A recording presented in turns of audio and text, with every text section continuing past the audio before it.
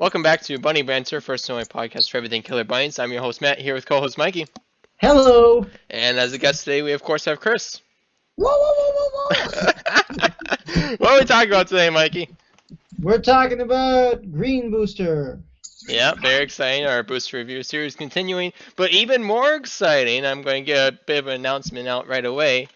We're going to work directly with the Ultra Pro marketing team on previewing the Killer Bunnies light set. So next Bunny Banter episode to be released on July 24th, we will have the full card list for light, and we will be discussing it. This is even more exciting, perhaps. This is leading up to Gen Con Online near the end of the month in early August, where there will be an opportunity to play the light sets early on Tabletop Simulator. So look for more announcements on that. Matthew, Yeah. Sorry. you should explain to those who do not know what Gen Con is, like myself, what it is. Well, Gen Con is usually a gaming convention where all of these board game companies will feature their new products. Due to the COVID-19 situation, it will of course be online. So there will be online events here and there. So watch for more details on that in the future. Thanks for shedding some light on that, Matthew. Classic. Okay.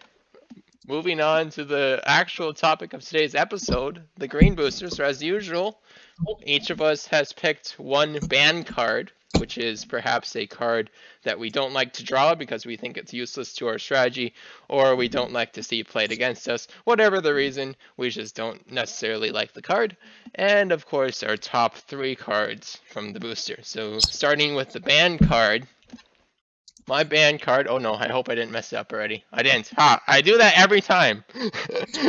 I try to advance to the next card before I actually reveal it, but thankfully it's smart enough to not skip a card if it's not showing. Okay. My ban card is Day of the Dead, and for those watching on YouTube, I'll have the pictures up. It may be used once by a player to revive 3 bunnies from the discard pile if he can roll a 6 on at least 3 of the dice.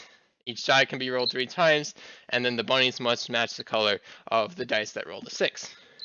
Now, there's a few reasons why someone might not like this card. In the groups that I've played in, the use of the number 666 is a bit unsettling to them. Personally, I don't have too much of a problem with it, so that's not the reason I put it on my ban list. The actual reason I put it on my ban list is because this card doesn't fit many of my strategies. It is the only aggressive resurrection of bunnies. You know, you have cards like Magic Fountain and other cards like that where they're all non-aggressive and you'll use them when you don't have a bunny. This card requires a bunny, so you're resurrecting bunnies when you already have bunnies, and it fits for like a freight train type style aggressive. I tried to avoid that strategy in my groups because it doesn't tend to be viable with more than 4 players, at least in my groups. So it doesn't work very well for me, and also it doesn't succeed very often anyways, because you have the 7 dice. The odds of getting at least 3 6s, I'm not actually sure, but it seems like it doesn't happen very often. And of course the limitations on that they have to match the color, so if one of the 6s was an orange die and there's no orange bunny, feels pretty bad. You know, a Magic Fountain just feels superior in almost every way, and that's saying something because I don't think the Magic Fountain's actually a very high value card statistically, but because it's a P card, you can get the orange pawn, of course, and it just feels better. So that's why Day of the Dead is my ban card. Chris, what you got? I chose the collective Zodiac cards that are introduced in green. I chose them for a couple of reasons. One, the main one actually, which I didn't talk about with you earlier, Matthew, was the fact that there are so many of them. It packs this green expansion pretty full of not necessarily filler cards, but it introduces this new mechanic of Zodiacs, in which case there's so many other cards that that it just feels like the expansion doesn't have enough exciting cards to play. You draw a Zodiac, you just set it down right away, and you lose the playability of what could have been 12 or so more cooler cards. It really clogs up the booster, is what I'm saying. And the other reason is if you, in any case, make a Zodiac even relevant in a Killer Bunnies game, it usually can mean somebody is going to be out of the drawing at the end of the game, which is another disrespectful mechanic, I would say. You either don't apply it because you want to be nice, or you apply it and you ruin somebody's 3-hour game. So all that being said, I'm just don't have a good feeling about Zodiacs. Plus, they're usually not relevant anyway, so it does feel like you're just drawing a card. Right. The really awkward thing about removing a player from the game, typically, whenever you threaten to do so, like maybe you have a weapon on the last turn, the kind, in giant air quotes, thing to do is to negotiate with the player for some amount of their carrots. That would be the standard kind thing to do. However, with the winning Zodiac, due to the rule in Killer Bunnies where you cannot make any trades after the last carrot has been drawn, you literally cannot trade with the player to make some sort of partial agreement, say, hey, maybe if you just give me half your carrots, I'll let you stay in. You can't make that agreement. uh, Yeah. so it feels kind of bad. You could always make an agreement for a future game, I suppose, but and that's probably the solution. But yeah, it certainly does feel bad in the normal case for the player who loses their bunny. It makes it so that as soon as Zodiacs are in the game, and if there's a relevant amount of them drawn, it means you actually need to have 2 bunnies in play to fully be safe. Okay. Mikey, what's your band card? My band card is Wheels Pawn Shop closed.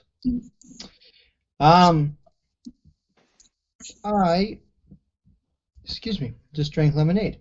No. We don't I pay for lemonade. What's that? Just make an inside joke. Oh. Um, I chose this card because nobody wants to close the pawn shop. Because if you close the pawn shop, you're closing it not only for everybody else, but you're closing it for yourself. I mean, I suppose if you have no money and you have a lot of bunnies, you could close the pawn shop. But really, closing the pawn shop is kind of a bad idea for yourself and for other people. And so then if you don't want to close the pawn shop and you get this card, then it just takes up your hand and you either just have it sitting in there or you end up wasting your runs your turns by running it through the run, or I think you can discard right out of your hand, but that counts as a turn. Am I right? No, it's a run card, not a special. Okay. I couldn't remember. Yeah. So yeah, it just wastes up your hand. It wastes up your run, and nobody wants to play it. So, and if you do play it, then everybody hates you. So all around, I don't like it. Completely agree. The Wheels Pawn Shop closed suffers from the one shop problem, where back before Conquest, closing the market was a very notorious thing to do, because once you close the market, then all the cards like Carrot Top Casino, Mad Bakery, Bunny Bowling, all the normal choose a carrot cards besides literally choose a carrots and choose 2 carrots, and choose 3, do not work.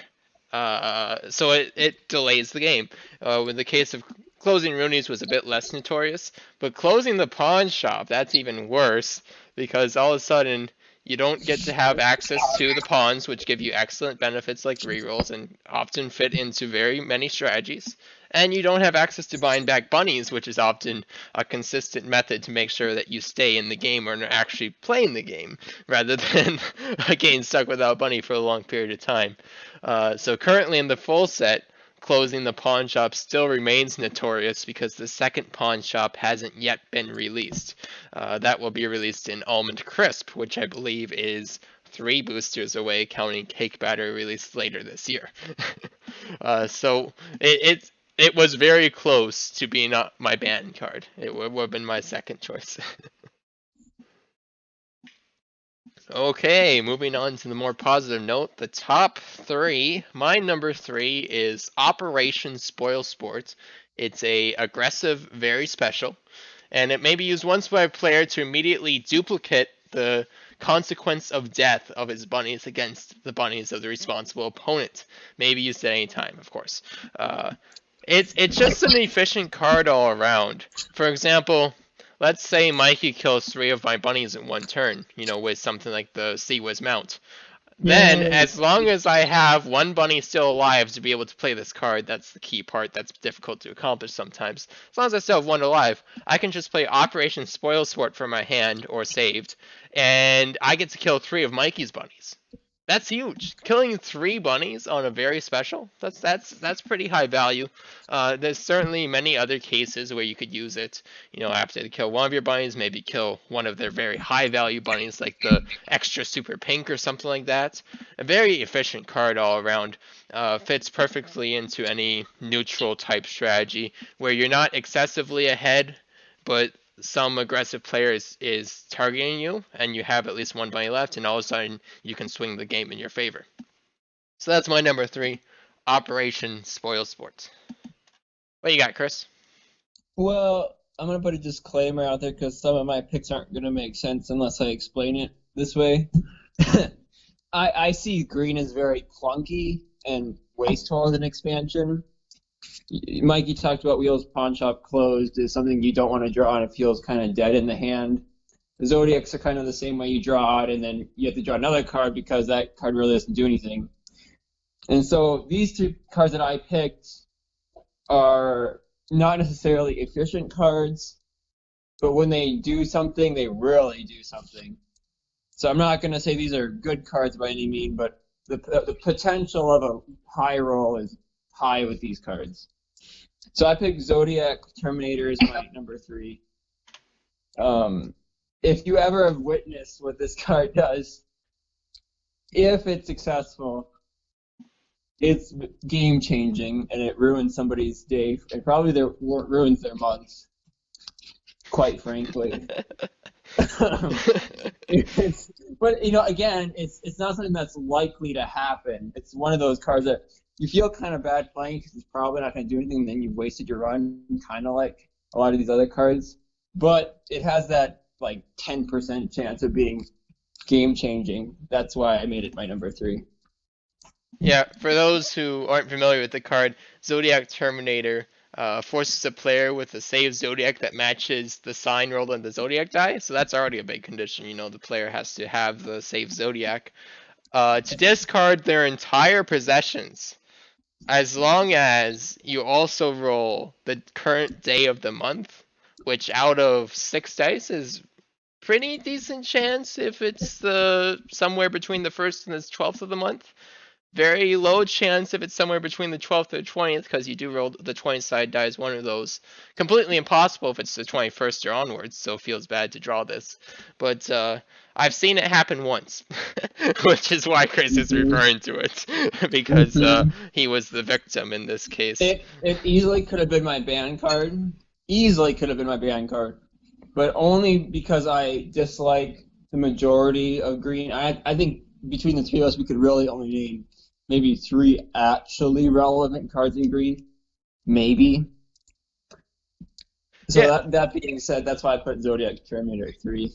Yeah, that's often the case with sets that introduce a mechanic that takes up a lot of space, like the Zodiacs. The Zodiacs take up 12 cards by themselves, and then several other cards within green refer to those Zodiac cards. So it's what I like to call a filler expansion. If the mechanic is good, or relevant, then the booster is relevant. If the mechanic is irrelevant, cough, Bundergrounds. I was gonna do that. then the rest of the cards that reference the Bundergrounds tend not to be relevant either, which makes them good for passive strategy, sure. I will say the Zodiac stuff feels a lot better than the Underground stuff. Yes, the Zodiacs do tend to be more relevant than the Undergrounds in general, referring to full sets. In Conquest Plus formats, the Undergrounds I've heard are relevant, but we play full set here. As for me and my house, we play full set. Okay, so that was Chris's number 3, Zodiac Terminator. Mikey, what you got? My number 3 is free defense. Because who doesn't like free stuff? Except I don't like free T-shirts. Just putting that out there. But other than that, free defense. That's a great card. I mean, not that I use defense all that much. It's actually a really good card for people, I think, who are just starting out with defense cards. Because you get this card and it says free defense cards. Well, if you don't really understand how they work, you're not going to buy them right away. Just a lot of time, that's generally what I found, is people who haven't been used to defense cards won't buy them. They forget about them. But you get this thing and you get free defense cards and you pick them, and then you use them, and you're like, hey, wait a minute, this is a good thing. I'm going to start buying more. And then it ends up, helping people out or helping you out, and it's, yeah, who doesn't like free defense cards except for your opponents? So yeah, it's a good card. Yeah, defense cards are quite efficient. So efficient, in fact, that I think in the picture of this card, the guy is holding 5 aces. I think that's very representative of how defense cards make your opponents feel. They feel like cheating. In all seriousness, Do you know the reference? I don't know the reference, no. In all seriousness, defense cards are... I really like these free defense, free cabbage, because they fit my typical passive neutral states in the early game.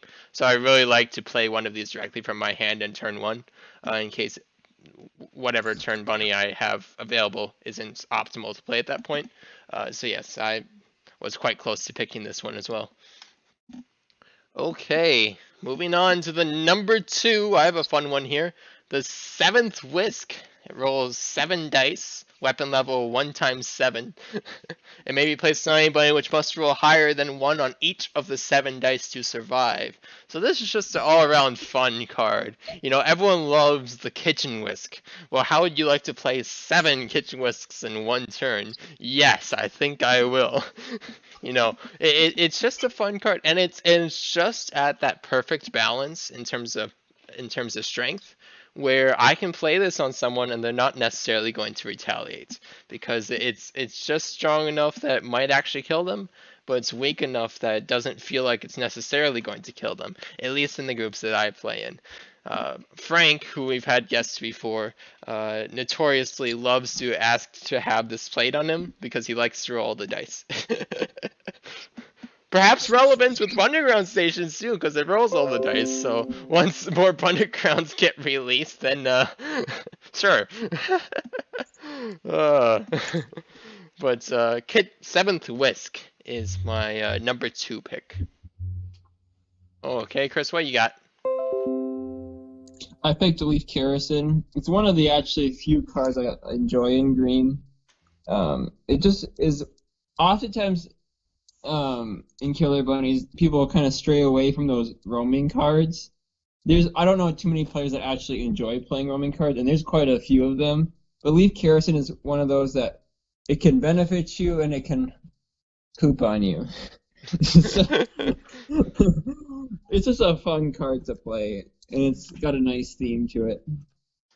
Yeah, a very devastating card against anyone who's ahead, because it makes them it basically abducts all their bunnies into the pirate ship, and then they'll start roaming, and they'll end up somewhere else in the circle. They might end up dead. They might hit a neutronium barrier and all die a terrible death. That seems to be usually what happens. Very devastating card against a player who's using something like the aggressive freight train and has all these bunnies, and all of a sudden, oh, you have no bunnies. Oh, that's unfortunate. So, And it's a good out to a lot of hard to kill bunnies too. right. Although it won't work against Halo or Holographic because it is No. considered an abduction mechanic. But yes, it is excellent for things like Pubtastics or Bunny Detroit. Bunny Detroit. Yep, Yeah. Bunny Detroit. Excellent removal for those since it is targeting the player, not the bunnies themselves. Okay, that was Chris's number 2, Leaf Carrotson. What do you got, Mikey? My number 2 is Wheels Chocolate. May be used once by a player to take the top 3 cards from the draw pile that have the same color back as the highest die rolled. The player must discard any surplus cards from his hand. Who doesn't like a chance to get better cards? Especially if you have crappy cards. I don't just think there's no particular reason other than it's just nice to get a chance to maybe get some better cards and discard the ones that you don't like. Say maybe you have Wheels Pawn Shop closed in your hand and you're not going to want to play it. You don't want to take up space. But then you have Wheels Chocolate and you're like, hey, I get this card. This one's better. That I can just discard the closed pawn shop and everybody's happy. Very true, very true. In fact, Wheels Chocolates is transitioning my number 1. Haha. So I can say what I have to say. Wheels Chocolates is just an excellent card all around to, cycling. It's not intuitive to new players why drawing cards and discarding cards is good. They think it's an okay thing. Getting rid of the bad cards, gain better cards. Not only that, but you often even get Dala from it. So that's always fun too. And most fun is that Wheels Chocolates, if multiple dice tie for the highest, you actually get both results. So say I got violet and orange to be the highest, I would actually get to draw 6 cards, 3 violet cards and 3 orange cards. Let's say I play Ice 9, I'll actually get to draw 24 cards. Excellent. Completely a meme. There's much better use for Ice 9, but yes, I will take it. So yes, Wheels Chocolates for those reasons is my number 1 card from the Green Booster. Excellent card when you're looking for something to save you from whatever situation you're in, especially since it's non-aggressive. What's your number 1, Chris? I chose Precession, and it's one of those cards that's difficult to pull off. But if you pull it off on turn 1, you have a Zodiac triplet the entire rest of the game. And it just makes the Zodiac so much better by having control of all of them. And if you play in the right group, the ones that reshuffle and search through the deck. I'm thinking of the Magic players and the Yu-Gi-Oh players that are used to searching and reshuffling. It makes for an interesting time. Yeah, I can say in the context of full set, we never actually searched through the entire No. nearing 1400 card deck to just get all 24 Zodiacs. We should say, hey, you have them all. Good for you. We'll just remember that. Yes, Precession, a very difficult card to pull off if it's not the correct month, because you get an extra roll. You get a number of rolls equal to the current month. So it's July right now, you would get 7 rolls. That's pretty good.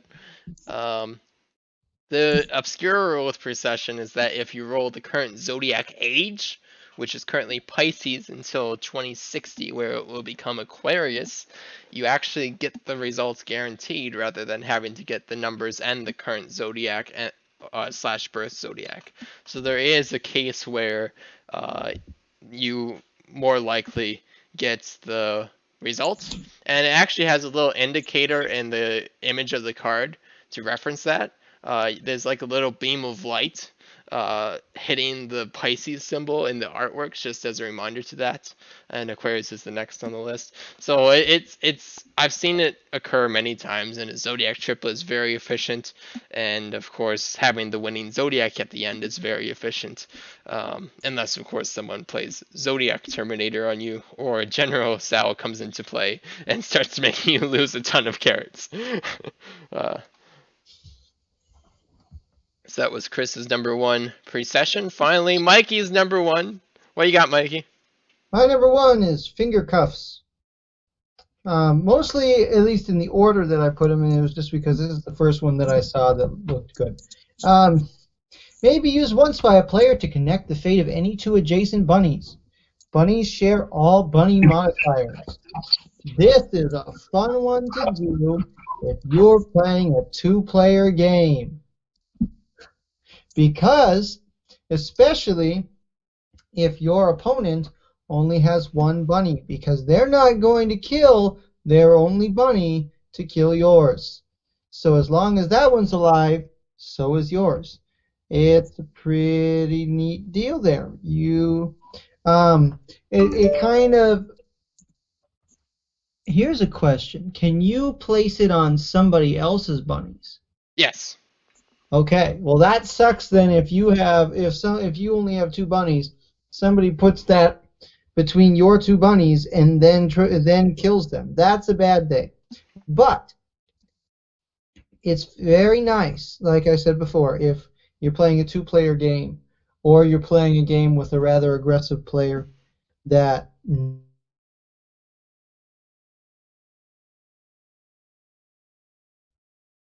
Oh, did we lose Mikey? Hello? There we go. You're good. You got cut off mid-sentence. Oh, what was the last thing you heard? Aggressive player. Oh, it's nice if you're with an aggressive player who may not want to kill one of their own bunnies. So then you now I lost my train of thought. It's nice to play if you're playing with a two-player game or with an aggressive player who may not be interested in killing any of his own bunnies. It's nice. It helps to keep your bunny alive, and especially if it's a really good bunny that person has. Like if they have Heavenly Halo on it or something like. Right. That'd be nice. Yeah, Finger Cups is a very flexible card. It does have a weakness though, and that's it's very easy to break because it's not written on the card, but if you place a bunny in between the two bunnies that are finger cuffed, then the finger cuffs are broken, and the bunnies are their fates are no longer bound, and they no longer share modifiers. So it is an easy card to counter, but for what it does some really nice things. So I'm quite glad that it has that convenient counter, because to give the sharing modifiers is one of the both the sharing modifiers and the binding of fates. Those are two very strong effects and both quite flexible. So it's nice to have that counter. Same thing goes if the bunny is moved. So even something as weak as sleight of hand can break it. Mm-hmm. Classic. Oh yeah. That was Mikey's number one, Finger Cuffs, which was our last card for today. So that was exciting. Looking towards next week in terms of announcements, from Carrot Top Academy lecture series, we will have the Pink Booster Fundamentals episode released, as well as a Hikaru's Heresies. The Heresies episode will be a bit different than normal. It's actually to provide rebuttals for the most common complaints among those who dislike the game, and that is the carrot lottery. So look forward to those lectures coming next week, Friday.